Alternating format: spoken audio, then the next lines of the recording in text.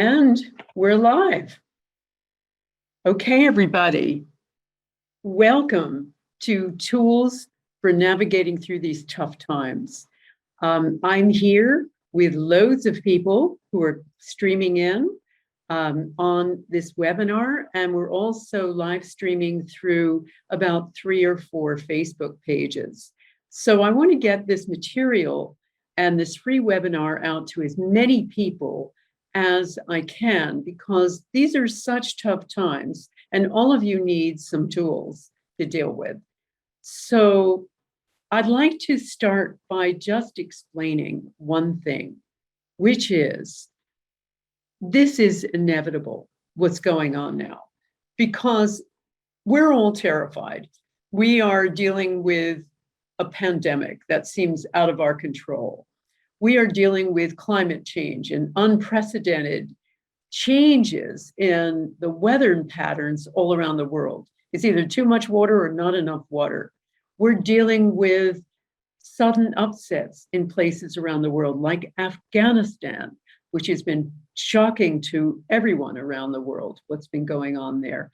And more and more and more. We're dealing with an unprecedented ending of our freedoms, and we don't know what that means. And we're also dealing with unprecedented polarization. So that's why I felt it was really important to give you some tools to deal with the anxiety and fear we all feel, to deal with the polarization we're faced with, whether it's political polarization, Republicans versus Democrats, whether it is African Americans versus whites, whether now it is vaccinated versus unvaccinated, and everything else in between. We seem to be on one side of the fence or the other, and we don't know what to do. We don't know how to bridge that divide, and it's breaking up families, it's breaking up friendships. We're even hearing about celebrities who are defriending their friends because they don't share their opinion about COVID. So clearly we need some tools, and that's what I've been doing. But first of all, I want to frame this with something really important, and that is to explain to you that this is inevitable. Dr. Bruce Lipton calls this the 6th potential extinction. And by that he means, as Jean Houston, the futurist, calls it, there are jump times in human history, which means certain irregular and erratic jumps and changes in evolution. And what we're seeing now is an inevitable breakdown in the way we've been doing things, because the way we've been doing things isn't sustainable anymore. And the reason it's not sustainable is because it's the wrong scientific story. We have been operating according to a scientific story that is more than 300 years old, defined by Isaac Newton, who talked about very well-behaved and separate objects operating according to fixed laws in time and space. And those ideas were bolstered by the views of Charles Darwin, who basically said life must proceed through struggle. And what that boiled down to, and that type of thought, that mantra has infected every part of our lives, from our relationships to our work to our view of the world. That boils down to the understanding that in order for us to thrive, somebody else has to lose. It all boils down to I win, you lose. And so we're seeing the collapse of that way of life in so many factors. And we also recognize now, we all recognize that we can't really fix things from the top down. We can't really rely on our politicians to sort things out for us. We've seen where that's led, whether it's both sides of the divide. Everybody is dissatisfied with what people in the top are doing. But what I've discovered is it doesn't matter what those people in the top are doing. You can essentially become an agent of change with the extraordinary power you have already inside of you. I've discovered that every human being needs a new story, a story of power and ability that's innate in you, but maybe been discouraged. You knew about this when you were a child. You knew that you had something spectacular and extraordinary, and it was something more than this collection of chemicals and electrical signaling. You had the power of the mind, and that mind could take you so many different places. That mind could see into the future, affect the past, but mostly could create through the power of intention. And that's the sort of thing that I've been studying for nearly 20 years.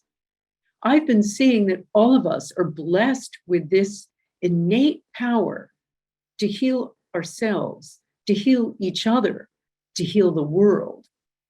But it's been denigrated, whether it's by your teacher or your parents or whatever. And so you lose faith in it. And then your life becomes mundane and powerless. So I want to help you rediscover that power within yourself, the power of intention, and how that can change your relationships with other people, your sense of isolation, and particularly your sense of fear and anxiety now. So what we need now is not a change of government.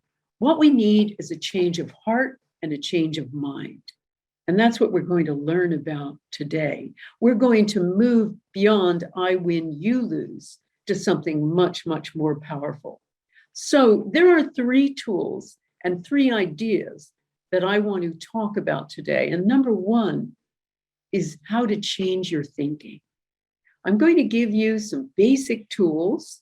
I mean, I teach many of these things in extended classes, but I want to give you some very basic tools today that you can take away and use in your life right now to end this kind of anxiety, fear, and powerlessness. So the first is a change of mind, change of in your thinking. The second is to change the way you relate, a specific technique that will help you overcome polarization, no matter how different that person is, no matter how much they disagree with you. And the third is a change in the way we deal with our community, how we consider community and how powerful that community is to change itself, but to change each other, each person within it, to heal them and to heal things outside of yourself. So if you do all 3, you can become a spiritual activist. You can overcome that sense of fear and powerlessness and do something important for yourself and the world to help evolve both. So the first is to change your thinking. So I want to talk to you about something very specific with regard to intention. And as I said, I know a lot about this. I've been studying it for 20 years.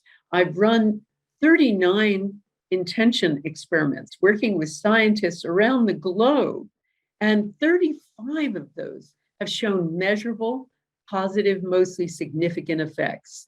You know, I've used people from Princeton or University of Arizona, scientists from Penn State, University of California, and then other places like University of Freiburg and St. Petersburg Technical University, with scientists, noted scientists around the world.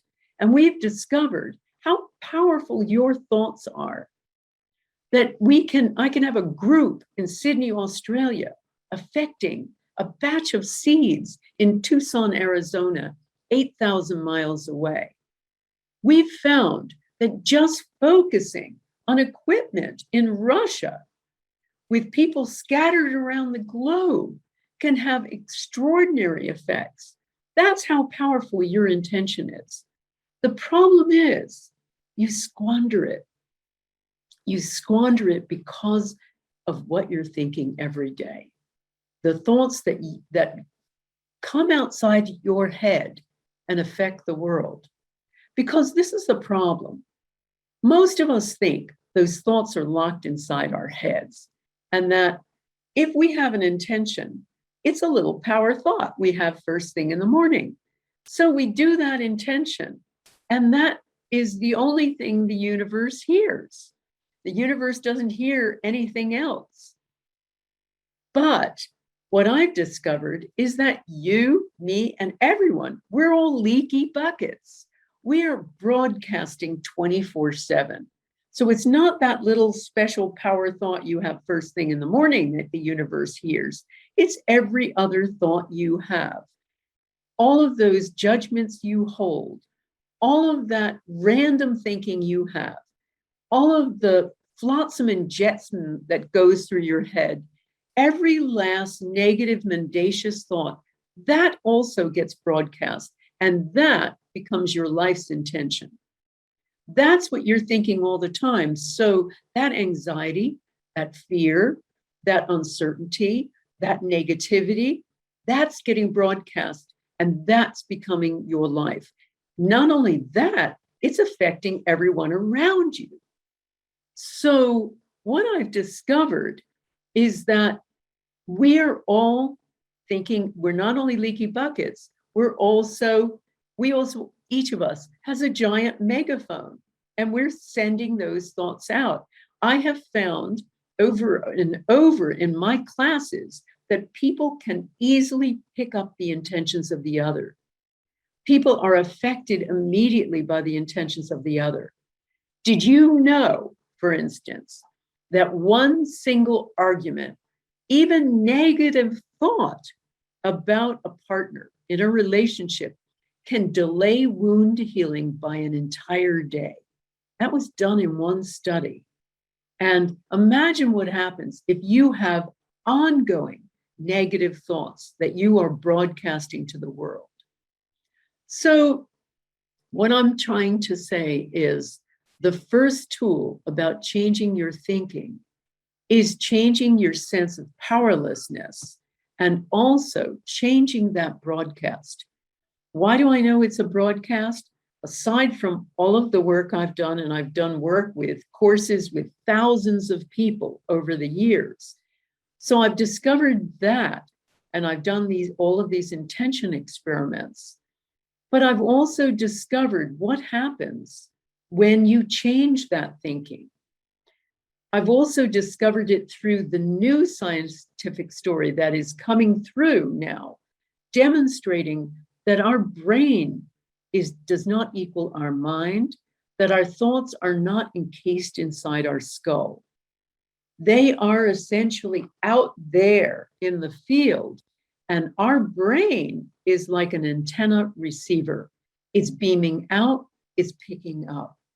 As extraordinary as that thought is, it is demonstrated over and over again by my studies, by everyone else's studies. So I want to give you two techniques to change your thinking. And one is to be specific. This also goes against what is a lot of urban wisdom about the power of manifestation, the power of thoughts. You know, we've seen all of these in popular movies. Lots of people talk about the law of attraction. And the urban myth is that you can't be too specific because you're going to shoehorn the universe. That's not what I've discovered. My intention experiments work, the Power of 8 groups work, and individual intentions all work best when people are specific, telling the universe what they want and exactly what they want. So that is one key tool, being specific. And the other part of learning this tool, of using the power of intention for yourself, is holding the thought, keeping track of how much of this thought you hold and when you are sabotaging yourself. I guarantee you, if you start looking at what you're thinking all of the time, you will change it. Now, I know this again because I run many courses on this.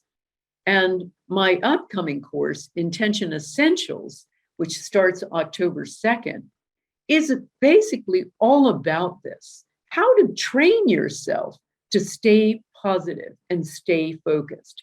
And that, I can tell you, friends, is one of the big keys to using intention. This is the issue, too. A lot of people think of intention as a desire or a wish. It's not. It's a very specific and focused request to the universe. When we have just a fantasy about something or a desire about something or even a wish about something, it's not focused, it's not purposeful, and it's not specific. It's just a kind of, gee, wouldn't it be nice if?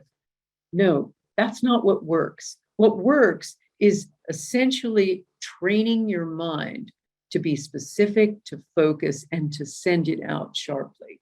So we're going to be practicing this with a little intention experiment I want to do at the end of this 90 minutes with you.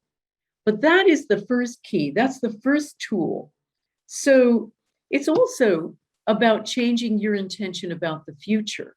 Because if you are specific about it and you focus on your intention and you focus about where you want to get to, you're more likely to continue on that path in your actions, in your thoughts.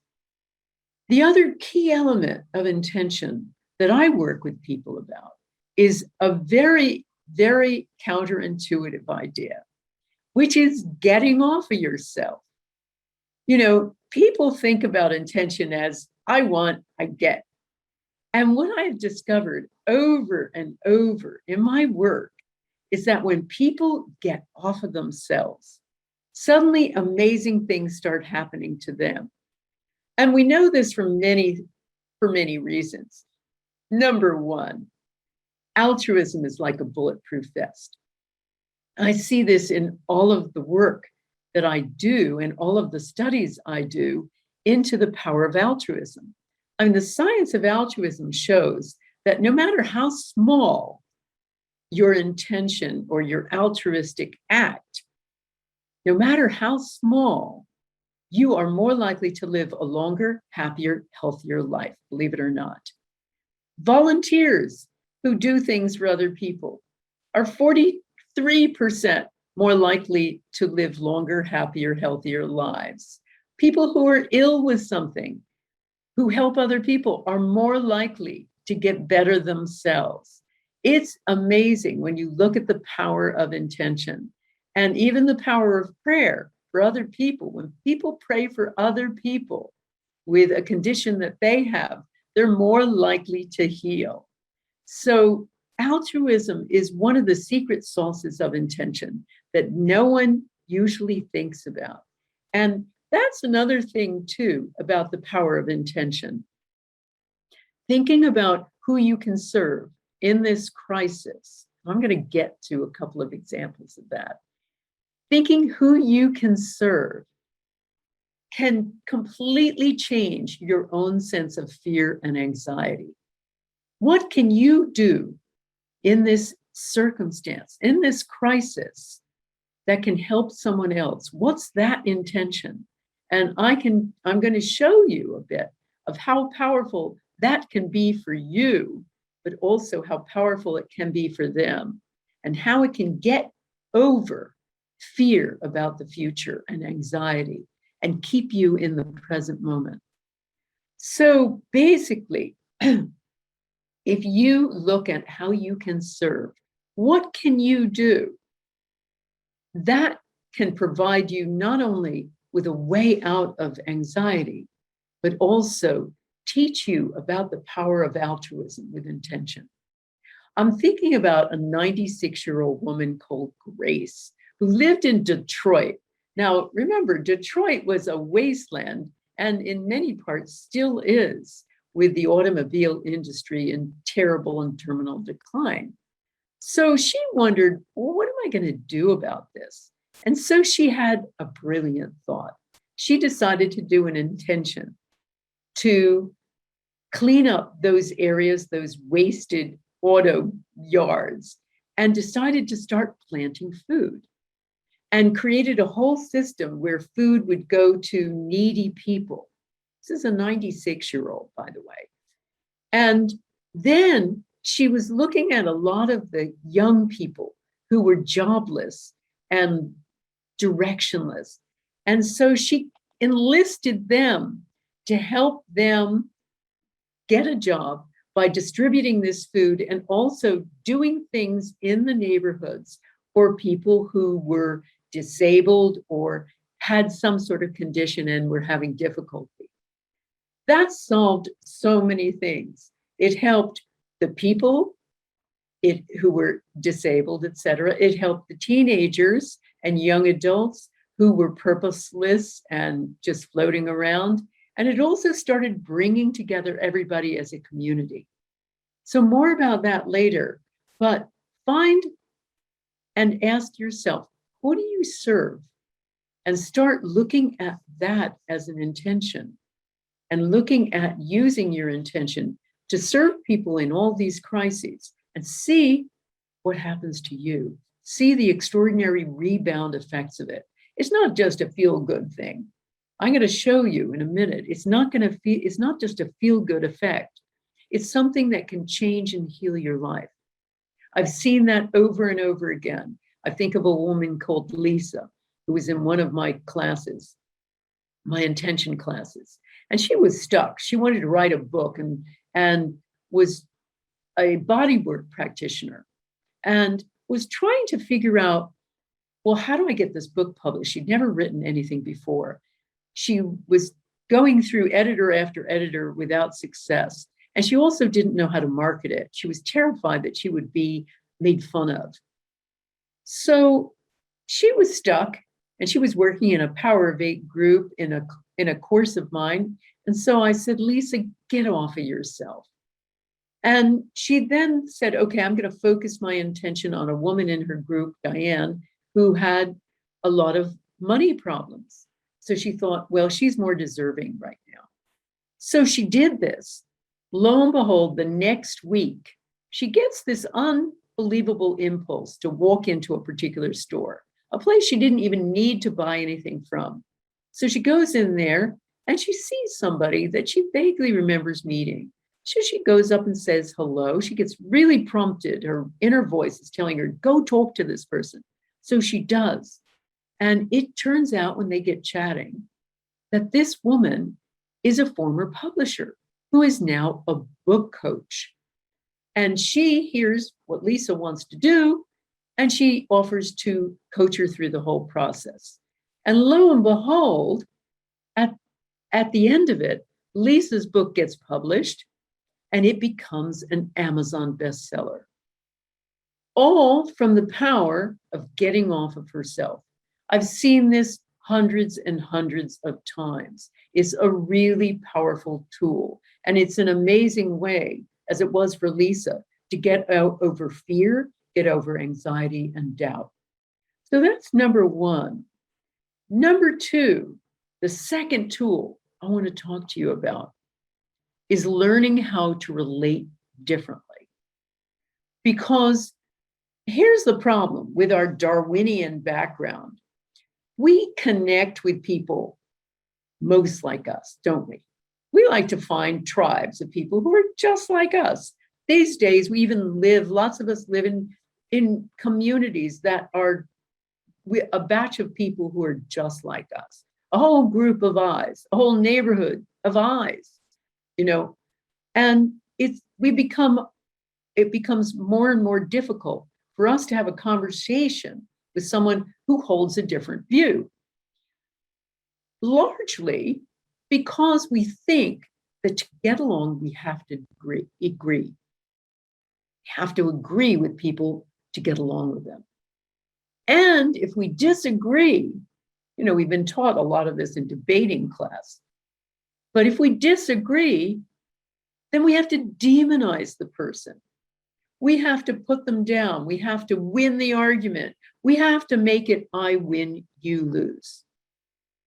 So the second technique I want to talk to you about is relating and accepting somebody having a different view than you. This has never been more important, this idea, than it is now, particularly with COVID. COVID has split us even more than politics has. We demonize people who have got the vaccine. We demonize people who have not got the vaccine. And more, we're getting to these kinds of entrenched positions that are making us say things that are essentially against human rights, whether it's one way or the other. We're also breaking up whole neighborhoods, whole friendships, and as I say, whole family members, because we have different thoughts. Now, this is the problem. We think we have to think the same. So I want to tell you about an example I oftentimes use. That is about two groups of people, the pro-life people, pro-choice people. This was some years ago in Massachusetts. A pro-life person went into Planned Parenthood and started shooting and killed a number of the employees. So this was so shocking that the pro-life people and the pro-choice people came together and said, we have to do something about this. So they decided to meet in secret and they started talking to each other. And at first they were at loggerheads, of course, very entrenched positions. But after a while, they started realizing that they could get more done by toning down the inflammatory talk and listening and sharing. And that was the key element of what they did. They shared deeply from the heart. Why is it that they believe what they believe?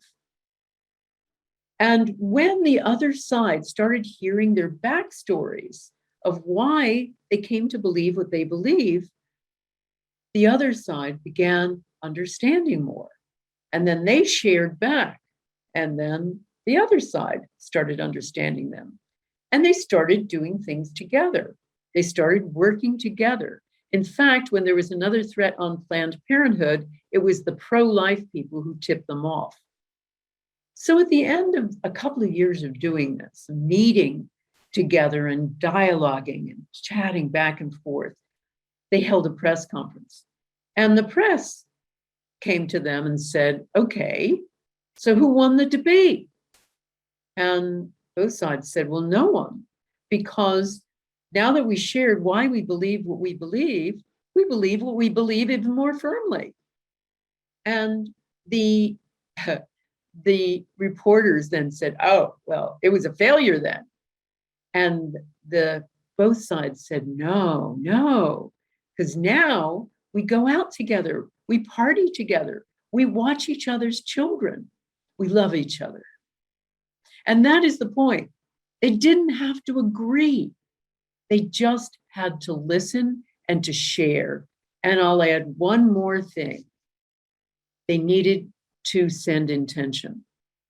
Now, I'll give you another example, which is a guy called Orland Bishop, who is working in really rough neighborhoods in Watts, in Los Angeles. Watts, the scene of so many riots, disaster, where, buildings and things have been on fire, all kinds of things have happened racially, but also between gangs. It's a seat of gangs. And this guy, Orland Bishop, has been working with these two sides, gangs like the Crips and the Bloods, to bring them together and have them start talking. Now, that sounds like a fool's errand, but he's been successful because he's taught them something. He's taught them a technique called subono. Now, that's an African term, which means I see you, or really we see you, because the traditional idea about subono is it's not just me, but my ancestors see you too. You may remember that kind of line in Avatar, in the movie Avatar, and I'm sure it was taken from subono and many other things. But the whole point of it is I see you, I see what you believe, and I accept it, and I'm here for you. Now, I find what you can do when somebody disagrees with you, the most powerful technique I see is sending them positive intention. Even when they're saying things, it's like toads coming out of their mouths. As far as you're concerned, you send them positive intention and watch what happens. Watch what happens to the connection. The other tool I want to talk to you about is sharing deeply from the heart. Talking to them like those pro-life and pro-choice people about why you believe what you believe, and encourage them to do the same. No judgment, no nothing. Don't think in your head, I don't believe this and I don't agree with it.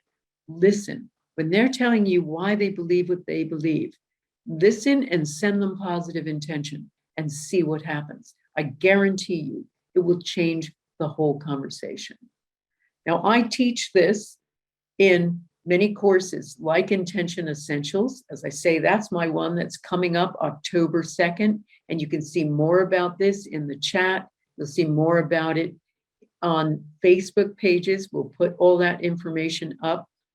It's one of the techniques about using intention out in the world that is extraordinarily powerful, not just for the other person, but also for you, and loosening entrenched positions. And what I'm also doing is, for anybody who is signed up for this talk, I have a free handbook called Tools for Navigating Through These Tough Times. And specifically, I'm giving you tools for relating to people who don't agree with you. Because I think this is so essential in this time to have this kind of tool at your fingertips. So I give you a list of how to deal with a conversation with somebody who disagrees with everything you stand for, and how to work with that other person to make a connection, because that's what is really key here. You don't have to agree. What you need to do is connect. And that is why the power of intention is so extraordinary. I've seen it over and over again, bring warring people together. Many of you know about my 2018 experiment with Israel and Palestinians. And if you haven't seen it, we'll pop it up on our Facebook page too. It is an intention experiment I did with both warring sides. I had people from 8 different Arab cities participating through conference rooms. I had a 9th auditorium filled with Israeli Jews participating, and I was broadcasting to them through special live streaming equipment that enabled me to talk to all of those different places and for them to talk to me and to each other. And what happened is we did an intention for Jerusalem, and the most amazing things started happening. These people who would not even have spoken to each other, who couldn't stand the other, who'd been brought up to hate the very idea of the other, to think they had horns growing out of their heads, began sending love to each other. That is the power of connecting with intention. So that is some of the things that I want you to do, but also now to change the way you experience community. That's my third tool. And that is really about creating a small community. When we are so polarized, one of the most extraordinary techniques for overcoming polarization is what is called a superordinate goal. And I usually explain this by explaining an amazing and well-beloved study that was done by essentially the inventor of superordinate goals. That means a goal that can only be achieved by the collective efforts of everyone involved. This was a social psychologist who actually invented social psychology called Mustafa Sherif. And he decided to create a study where he would get together a batch of 12-year-old boys, and he brought them to summer camp. But he did it by putting them in 2 separate buses, suggesting that each group, each bus, be a separate group with a separate name. So there was one, the rattlesnakes, and the others were the eagles, live in separate quarters. And then the camp counselors then started engaging them in highly competitive games. And by the way, the camp counselors, including sheriff, were social psychologists in disguise. So this was in the days before informed consent. So the boys were immediately in this incredible competitive environment, and they began killing each other. They were fighting on the games field, and the psychologists made the games really close run all the time. They were invading each other's living quarters. They were stealing each other's stuff, prize money and flags and things, and they refused to eat with each other. So the camp counselors started having movie nights and all of these getting to know you events, and it didn't work. Nothing worked. So the camp counselors decided to create a couple of crises in the camp. So they put an impediment in the water supply, and the boys had to work together to get it out. They then put a truck in a ditch, and the boys had to work together to get it out. And all of a sudden, magic happened. The boys started befriending each other. If somebody ran out of water, one of the people from the other group, one of the boys from the other group, handed him his canteen. They began eating together. And by the end of the camp, they unanimously voted to ride on the same bus home together. And one of the group leaders decided to take all of his prize money and buy ice creams and other candies and things for the entire lot. So it's called a superordinate goal. And it means a goal that can only be achieved, as I say, by the collective efforts of everyone involved. And I have found that this is one of the most powerful ways of moving away from that every man for himself to having everyone pool together. And there are many, many examples of this. I mean, there was it was used to overcome the incredible enmity between 2 sworn enemies, the Macedonian Slavs and the Albanians. It has been used in all kinds of ways to come together, even in this current climate. Consider what Moscow just did. Now, a vaccine passport was instituted in Moscow by the Moscow mayor. And both, maybe because it is such an authoritarian state, totalitarian state, the Muscovites did not like this. So they got together, both people who had been vaccinated, people who had not been vaccinated, and they decided to stage a boycott. And so they all decided not to go to the shops, not to go on the buses, not to go on anything that required a vaccine passport, not to go to events or movies or gyms or anything. They just stayed home. After 3 weeks, the shop owners, the bus drivers, the gym owners, everybody started complaining to the mayor saying, "I'm going bankrupt." And lo and behold, the mayor stopped it. So that was a little example of a superordinate goal being used for COVID to stop something nobody wanted. But there are many, many other situations. There have been situations in Portland, Oregon, when the citizens were alarmed at a big highway that was going to be built, and they said no, and they all worked together to create a beautiful pedestrian walkway and lots more green and lots less concrete. And there was, I love an example of this during Hurricane Sandy in New York City. there was, over on the Lower East Side, it's called Alphabet City because the streets go the avenues go Avenue A, Avenue B, Avenue C. So in Avenue C, way downtown, there was an Avenue C Liquors, or I think it's Alphabet City Liquor Store. After Hurricane Sandy, his place was a total disaster. There was water everywhere.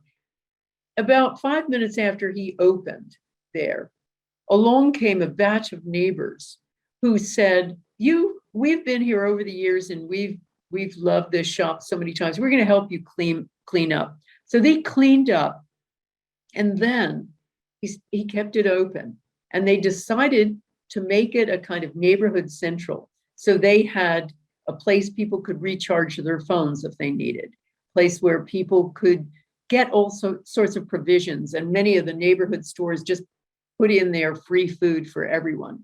And it became this extraordinary community doing this superordinate goal.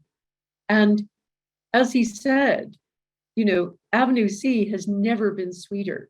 It was his favorite time because people came together during a crisis. But the same thing can happen with the power of intention. I've seen it, as I say, with that extraordinary, powerful intention for Jerusalem that had Israelis and Jews coming together. But I've seen what also can happen to you when you're involved in it. And I want to just show you a little video, a little slideshow of what happened in our last intention experiment and what happened to the people involved. And this sort of thing also happens with my Power of 8 groups as well. So 1 second. So I want to just share this for you and just show you what happened with the latest intention experiment and how powerful this can be. So what we did was I worked with Konstantin Korotkov. Let me just go back and show you him. Konstantin is a Russian physicist, and he has created all kinds of equipment to measure light fields coming out of human beings. But he's also invented an apparatus he likes to call Sputnik, which essentially picks up very subtle emotional effects on the atmosphere. So it picks up human emotion, which essentially changes the charge in the room. So we wanted to see about how powerful intention is over many distances. And so we've run a series of experiments, and the most recent one is one we called the Healing America Intention Experiment, which we ran in May. And we did an intention to heal, again, some of the polarization in America. So this is the equipment we had. We had a little setup. It was sitting in St. Petersburg, Russia. Our intention was, of course, for America. I had people, though, focus on racial prejudice and the police force and a very specific intention. And we wanted to just see, we were hopeful that we would have some effect. We also wanted to show, as I say, the kind of psychic internet that gets created. We also had another intention to heal what was going on between the Arabs and the Israelis at the time, too. So we ran 2 of them for a ceasefire to result in permanent peace. And interestingly enough, a ceasefire then happened the very day of our intention experiment. Did we do this? Hard to say because there are many variables involved, but it's very interesting. In the 7 or 8 peace intention experiments I've done, virtually everyone has resulted in some big change in a lowering of violence. So this is what I want to show you. So right during the time we were sending intention, that little equipment sitting in St. Petersburg had a major change in its output. You can see the big change, that first one on the left, has to do with the first American intention we did. And then the second one was less for the Arabs and Israelis, but still it was because we think the change had already been made. So that's after. You can see it just went back to its random stuff. So then the more interesting thing is how it was for people. So I want to just show you the power of group intention. So I surveyed the people who were part of it afterward. And I asked, are there any changes in your relationships? This is some of what they found. 50% felt more love for everyone they come into contact with. One intention experiment, and they're hugging strangers. 40% felt more love for their loved ones. A quarter of the people, more than a quarter of the people, were getting along with people not like them, people they normally argue with. Just the power of a group intention was that extraordinary in making people love people who are not like them. And here's some of the things they wrote in the survey. My partner is more caring. I feel more love for him. We had a not so easy relationship with some of the neighbors, and they came to see us in a very friendly way. So it seems to affect the energy around people, not just them inside, so that other people start changing the way they relate to them. My sister and I hardly talk. We're polar opposites. We've been talking every day since May 21st. My husband's coming up. We can get things sorted out. We started talking without accusing each other at last. I'm finally letting go of needing to control and keep helping my children. I feel happy, light, ready for a huge change in my life. My husband and I have become closer since this project. And people found big changes in themselves. Nearly half more loving toward the world, 41% more loving toward themselves, 31% more in love with their lives and the world, nearly a third more tolerant of people not like me, 28% forgive things about myself I regret, 41% want to do work for peace or to heal areas of high violence. Amazing. Here's some of the specifics. Somebody wrote in, I just interviewed with a nonprofit in my neighborhood that works with homeless women to help them get back on their feet. It's easier for me to open up my heart again, wrote another, and again during the day, and just feel the good and beautiful in me. There are not so many negative thoughts anymore. The negative can't break through my tank, and it feels so, so good. Healing this area, that was Israel, means a lot to me in the world, a woman who lived there. I'm less fearful of strangers on the street. I approached a homeless man who was crying. It didn't even occur to me to be afraid. This really brings hope like nothing ever has. And this is amazing too. This is one 10-minute experiment with them, one 10-minute experiment. 1/3 of the people surveyed reported physical improvements.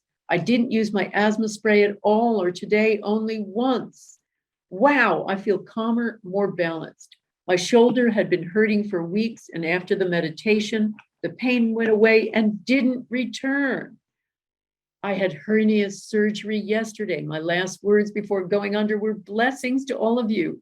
I see you surrounded in light. And this person hasn't had one bit of pain, to everybody's surprise. I have more energy than usual. I seem to breathe more easily. This is a person with lung disease, feeling younger and more flexible. I feel my body releasing excess weight that came on during the past year, less chronic pain and stress burnout from work, more peace and calm and groundedness. So as you can see, this kind of small group intention or large group intention, it can be amazing. I mean, and let me remind you of this. People were on the internet when we did this intention. This was not even a group in the same room. We had people from Canada and the United States and South America and Russia and people all over the place.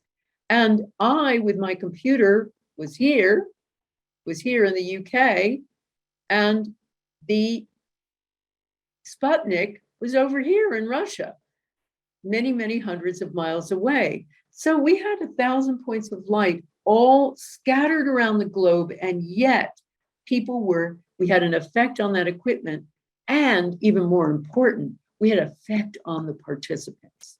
So, what's going on here? What's going on here essentially is a state of oneness. So this is the experiment. Let me just explain this. This is an experiment we ran with Life University and with Dr. Stephanie Sullivan, a neuroscientist. We tested power of 8 groups, and we found amazing changes that look nothing like meditation. Here's what she had to say. So honestly, we found some pretty amazing results. Now, qualifying that, and that this was a case series where we only had 6 individuals that we were looking at. But to be honest, it was amazing. Across the board, we had one participant that varied slightly, but everyone else actually had a decrease in their frontal lobe, their parietal lobe, and their temporal lobe, and with some additional decrease in their occipital lobe. And all of this was on the right side of their brain. And of course, my natural thought is that, okay, this is going to look like meditation. So I was honestly surprised when it didn't look like the traditional meditation studies that we've seen where there was an increase in alpha. So what we have discovered that in meditation, for instance, all of these slow brain waves are increased actually during meditation. And particularly in the parietal lobes, those are the things that sit toward the back of your head, and they help you navigate through the world. They help you determine what's me and not me. Believe it or not, in meditation, those are increased. So the self parts of the brain, the things that distinguish us from the rest of the world, are actually increased. But in our intention studies with group intention, there's that sharp and sudden decrease in brain waves related to the self, and a decrease in the conversation between frontal lobes and parietal lobes. So basically, what ends up happening is essentially a lot of our brain waves involved with self get turned off. And the big secret sauce here is a state of oneness that has nothing to do with meditation, much more like the studies of Dr. Andrew Newberg, who worked with Buddhist monks in ecstatic prayer and Sufi masters during chanting. And he found the same thing happened, almost identical brainwave signatures, quieting of the parietal lobes, quieting of the frontal lobes, blurring between me and not me. And so the big bottom line here is power of 8 groups heal so much and create so much of a community and heal isolation because you experience a sense of oneness. And that's the big secret sauce. Now, I've had many power of 8 groups who talk about this. Here are a few of the people who were in courses of mine who have said all of this. Now, with Oxford rowers, it's exactly the same. We found that when people are rowing together, they have a higher pain threshold than when they row alone. What I believe in that group of 8 was opening directly to source, to each of our hearts, and this huge expanse of awareness of a universe, bigger than any of us. It's a sense of wellness and well-being that I can't say I've experienced before. Intention in this group and in a group does something very powerful to the body and mind. And all of us are meditators and do a lot of personal growth work that we don't get that anyplace else, and we can't do that by ourselves. I felt the energy running through our hands. I felt the vibrations in the room change. I felt a very sort of special atmosphere was being created. I don't know, high vibration, very pure, a little piece of heaven, call it what you want. But there was something that seemed to me that there was something special in that. And that is what we see all the time with Power of Eight groups. It's all about that healing power of altruism, the power of, let me just end this share now. There we go. The power of getting off of yourself and getting absorbed in a group creates that sense of bliss, that sense of oneness. It is, as I like to call it, a fast track to the miraculous. So those are the tools I want to give you. Now, Power of Eight groups are really, you don't have to do a big intention experiment, although we're about to do one, just so you can experience it for yourself, that state of oneness. But Power of Eight groups are easy to find. So I have various ways that you can connect with other people and find a tribe, whether it's a tribe of like-minded people or not. My point is, even I have Republicans, I have Democrats, I have pro-vaccine, I have anti-vaccine, I have people from all races and religions and everything in my Power of Eight groups. And you know something? They connect like you've never seen it. They become a tribe. My favorite is one course I gave a few years ago. Best friends were one Muslim and a Mormon, from a woman from the Middle East, a young Muslim and a Mormon older woman from Utah, and they were great pals. And that's what goes on all the time. A Power of Eight group can transcend whatever religious, political, or societal differences you have. So I want to take some questions now, and I want to then get you involved in a Power of Eight group to heal something in the world. And then you can experience it for yourself. But as I was saying, for your own Power of Eight group, you can contact somebody on Facebook. I have a group called Connecting and Healing Through the Power of Eight. I have many different levels and ways. You can come onto my website, lynnmctaggart.com, and join my community, and then advertise for other people in your time zone to be part of a Power of Eight group. You can take a course with me. And as I say, my next course, October 2nd, and there's 10 hours of teaching time over 5 successive weeks of 2-hour sessions. We do a lot of experiential stuff. You can meet other people on the course and create Power of Eight groups. You're going to experience Power of Eight groups and how to do them, and you'll learn all of the basic techniques for doing intention, being specific, using the right language, working out how to intend for other people. You'll learn all of that if you want to learn with me. So there are many levels of what to do. And of course, you can also join my intention experiments, which are always free. You just need to sign up to my community and you'll find out when the next one is.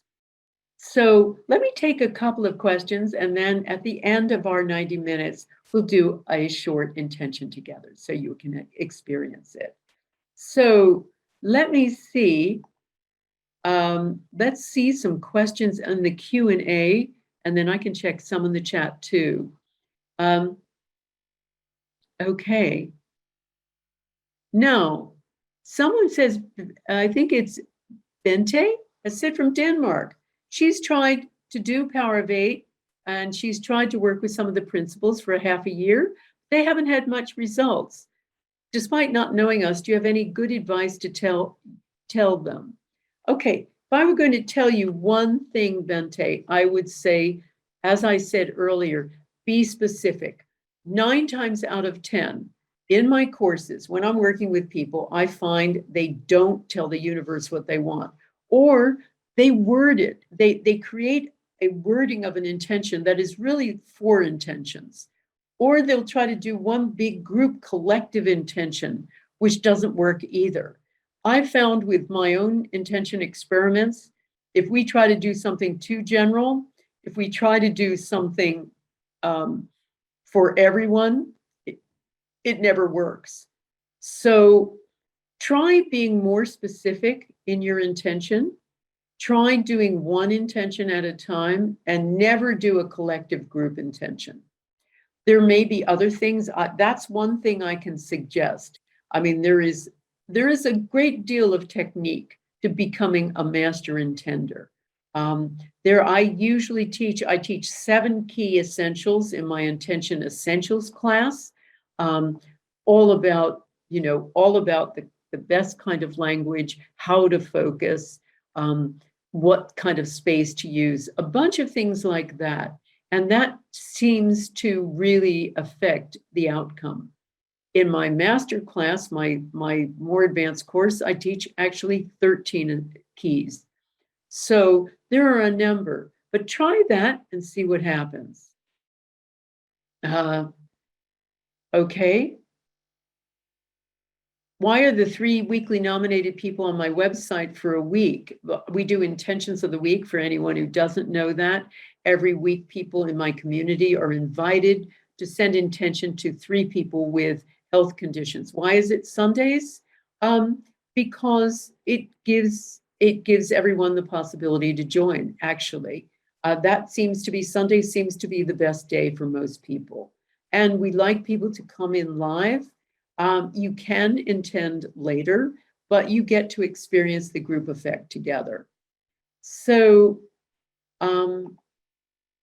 would you just speak to this is Kathleen says, would I speak to when it seems there's evil intention behind agendas? Still just pray for those people behind it? Yes, Kathleen. Send the positive intention, because what I have found is that when you send intention to someone else who is trying to do the dirty on you or disagrees with you, that energy between you changes. So yes, I mean, I'm not talking about obviously, somebody trying to murder you. But I'm talking about when somebody has a negative intention behind or an agenda for you, do an intention for them. Mel asks how you can protect yourself from people sending negative thoughts, intentions, energy. That's a complex thing, but there are techniques. I teach them in my classes, but you can do that. And one of the ways to do that I've already talked about is sending intention to the other person, positive intention, and see what happens. Could intention heal, remove external things like the COVID virus? Adrian says, do you mean get rid of it forever? What we've tended to do is be more specific about very specific people who are ill, and we've had very, very positive effects. Our Power of 8 groups are consistently healing people with very, very extreme illnesses. Stage 4 cancer, 2 summers ago, I had a woman come out of her wheelchair. More recently, another woman come out of her wheelchair who had multiple sclerosis, many, many cases of surgery, people coming out with no pain, and much, much more. So yes, intention can heal all kinds of illnesses. We've had it heal external things like we've done a number of intentions for rain in very specific areas. And that's one of the real key elements here about intention too, is not trying to achieve very, very general things like world peace. I tend to focus on particulars. Having said that, the intention we're going to do is going to be a bit more general because it's needed, but we have in other cases done something similar, which I'll explain in a moment. Angela asks, are results more powerful if done at the same point in time rather than over a random period of time? Yeah, meaning everybody come together? Absolutely. We're talking about group intention here, not individual intention. And that's what seems to create a supersizing effect. And it doesn't necessarily mean you've got to have thousands on it. It's not like more is better. What works is a group of any size. I came up with Power of Eight group really essentially by accident. It doesn't have to be 8. It can be 5. It can be 12. It still works. It just needs to be a small group together. Do I need to be an accomplished intender to join a Power of Eight group? You don't need to be an accomplished intender to join a Power of Eight group, but it helps to learn technique in order to be really successful. I mean, there are many people who are running Power of Eight groups, who are part of Power of Eight group and having some amazing outcomes. A lot of people find that when they learn certain techniques, they get better at it. What do you recommend creating an intention for polarization and escalation between multiple groups, not just 2 groups, says Sandy. For instance, there's huge escalation in inhumane helicopter roundups of wild mustangs by the Bureau of Land Management that has also involved the cattle ranchers and entire beef industry, and the Mustang families ripped apart, those that are placed in crowded pens for years. How would you word this intention for stopping the roundups and the related inhumane treatments? Well, let me answer that, Sandy, by trying to make it more general for everyone. And thanks for that question. Frame it positively. So when you're sending an intention for someone to heal, instead of saying for their cancer to go away, and it's okay to name something negative because you need to tell the universe what you want, you say that they're immediately, completely, and permanently healed of. And so for this, you might want to focus on, I wouldn't try to focus on the whole big thing. I would focus on maybe a particular roundups of these Mustangs and send an intention to immediately, completely, and permanently find another way of, now I don't know all of the reasoning for this, why they're doing this. I guess it's for the beef industry. So they want to remove these animals. But I would say immediately, completely, and permanently end the roundups of wild Mustangs for another way to provide the right service for the cattle ranchers and beef industry, so that it will be, they will be sustainable. Something like that. I mean, if it were me, I would do intentions also for that kind of beef industry to be changed and it be organic and free roaming, et cetera, et cetera. So I would say also you could focus on the way that the Mustang families are being treated. Again, I don't know the particulars, but so that they will be treated humanely, the families will remain together, and that they can be, you could even do an intention for them to be placed elsewhere, so that they don't have to be in crowded pens, but that they can roam free somewhere else. Okay, so how exactly do you send intention to someone who disagrees, says Annette? Easy. You just send a loving intention to them. I intend that, so it's not about agreeing or disagreeing. It's about, I intend that that our relationship stay, become close, friendly, and connected. Or you can just say, my intention is for you to be healthy and well in every way.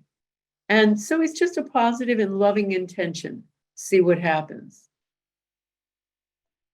Okay, Camille says, many members of our 10-person intention circle experience visual meditations, even though we only meet on the phone and are from all over the US. We seem to see extraordinary scenes, often of light bodies. Are we on track, or has imagination invaded our minds? No, Camille. Many of my Power of Eight groups, many of the people in my courses say that they see light beings. I have a slide somewhere that quotes from this, where a woman says, I saw, and this is a group sitting together, but it also happens online too, where people are on the phone or online, where they see light bodies behind them. So that has been told to me so many times. I think there is something there. This woman said it felt like they were, and she was very empathic. She said it felt like they were the magnifiers and we were, and they were transmitting to us. People have vivid visualizations during these Power of Eight groups. And oftentimes, and here's the amazing thing, they are the same visualization. So our group very quickly becomes a hypermind. Okay, thanks. Right. And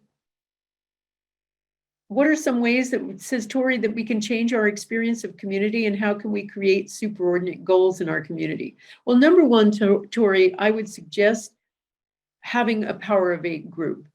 And as I say, there are many ways to have it. You can join Connecting and Healing on the Power of Eight. You can join my community. You can take a class from me. And my Intention Essentials class, as I say, starts October 2nd. And first, I would recommend creating this group.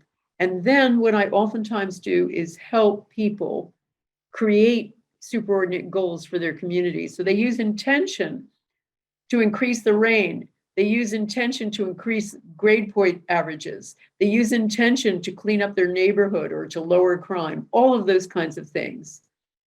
And thank you. Maheen says, how can I send intentions to the people of a country which is in the hands of a dictator? Well, I'll show you in a moment. And okay, do you follow up with your weekly intentions to see what kind of results they're getting? Yes.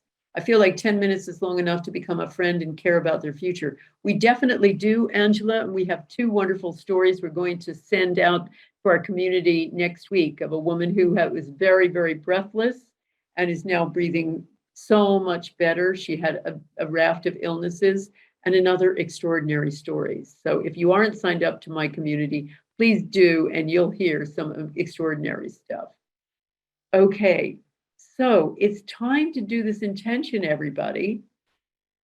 So I want you all to imagine that you are together and you are all in a room together. So you are all mentally holding hands, okay? And I want you to transport yourself so that you're all together. And why don't you come? I'd like you all to come to someplace like a beautiful beach. Let's say a beautiful beach in Hawaii, okay? So we can all gather together. So just imagine we're all together, this whole group, and we're all holding hands in Hawaii, making a giant circle. And some of us have our feet in the water. Some of us have our feet on the sand. We smell the fragrant flowers. We see some dolphins passing by. We're infused with the sea air, that health-giving, beautiful ozone-rich air. And we're connecting all together.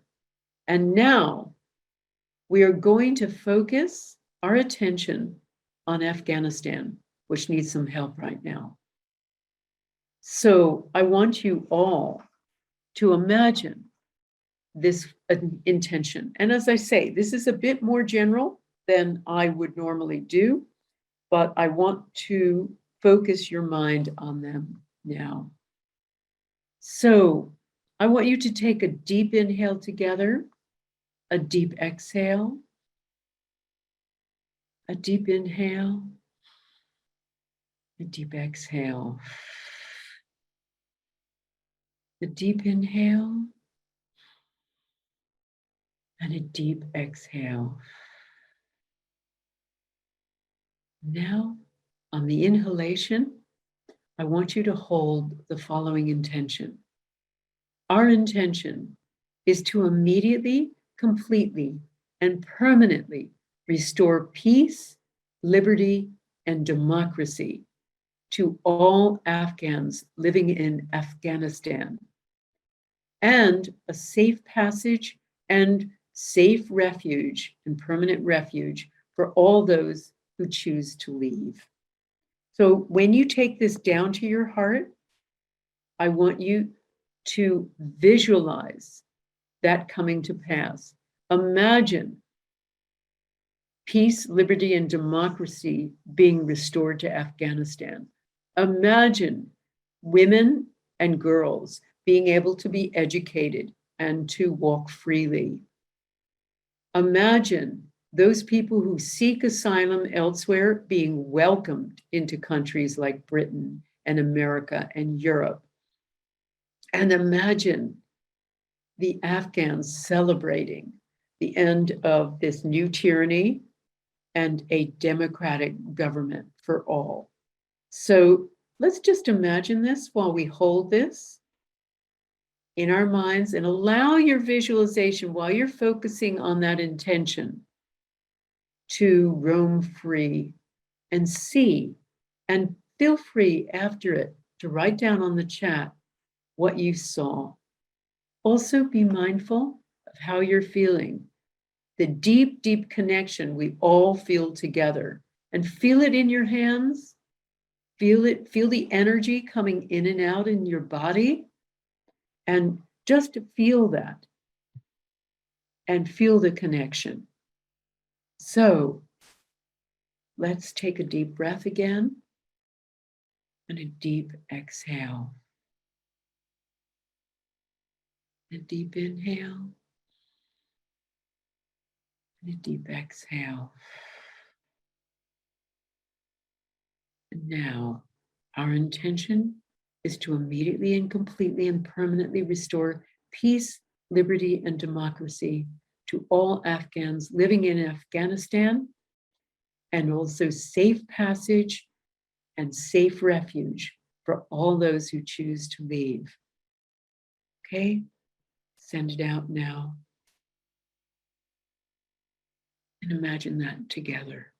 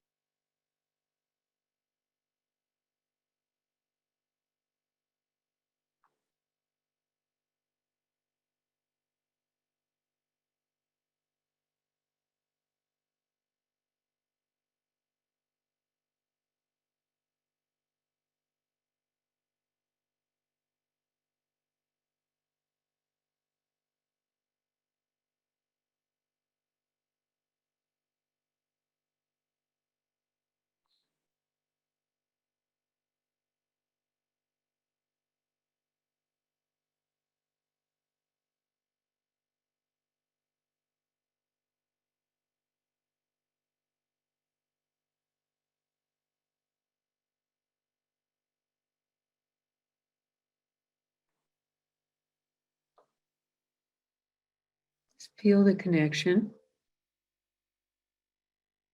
Feel your body as you imagine scenes of freedom, democracy, liberty, and joy in Afghanistan. Relatives being reunited, people having safe haven, people being able to be free, women being able to be free.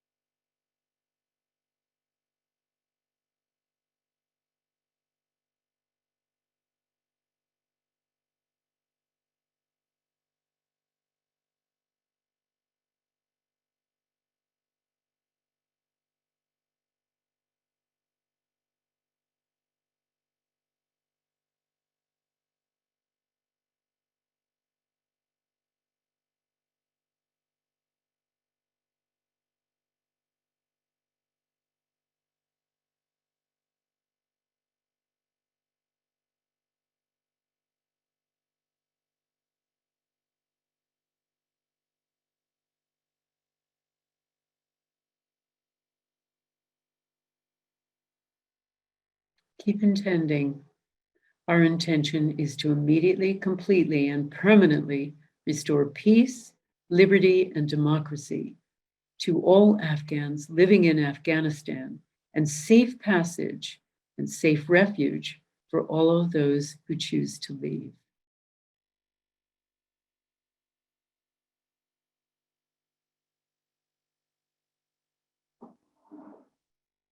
Feel this, every pore of your body for the next few seconds.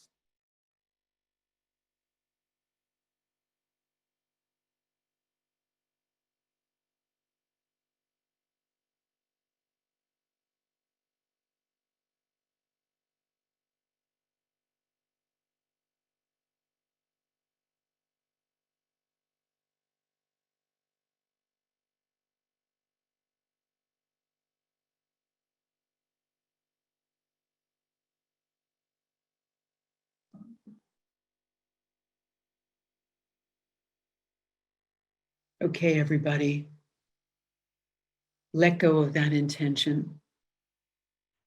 Trust the process, and in your own time, come back onto the call.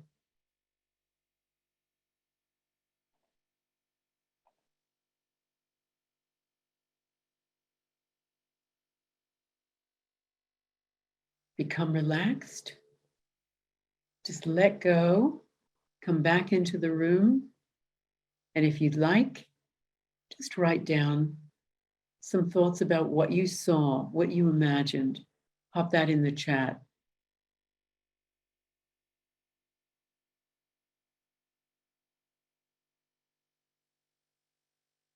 Thank you all for participating in this intention experiment.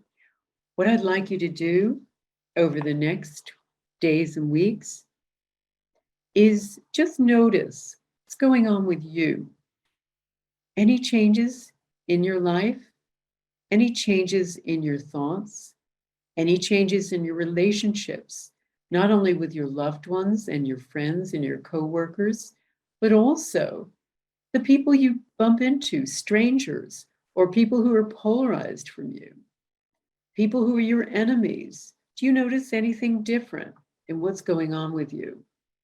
Do you notice any physical changes? Do you notice any differences in your attitude toward your life, toward the world? Anything at all like that?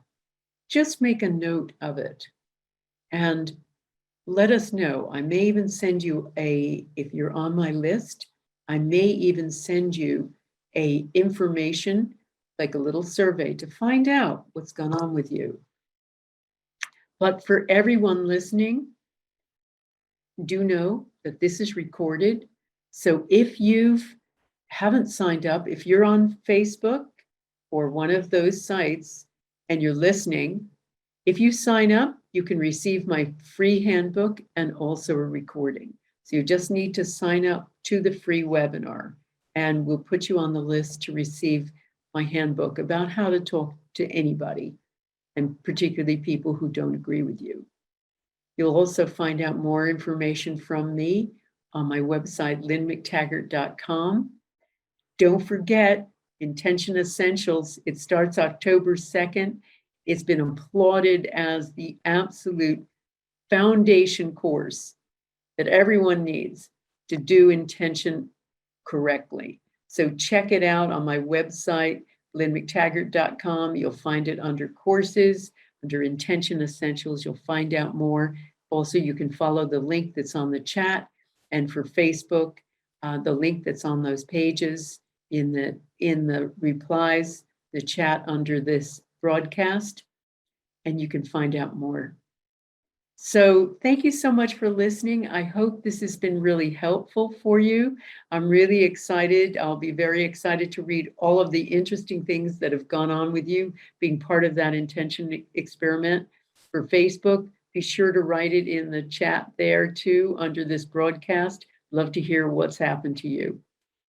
So I'm going to say goodbye for now. Thank you so much for being part of this. Thank you, James Redman, who's been our tech guy on this. As always, he's brilliant. And Laura Ortiz, who is from our marketing team, who has been communicating with you all in the chat and just keeping everybody on track. Thanks again, and I hope to see you soon. Bye-bye now. Bye, everybody.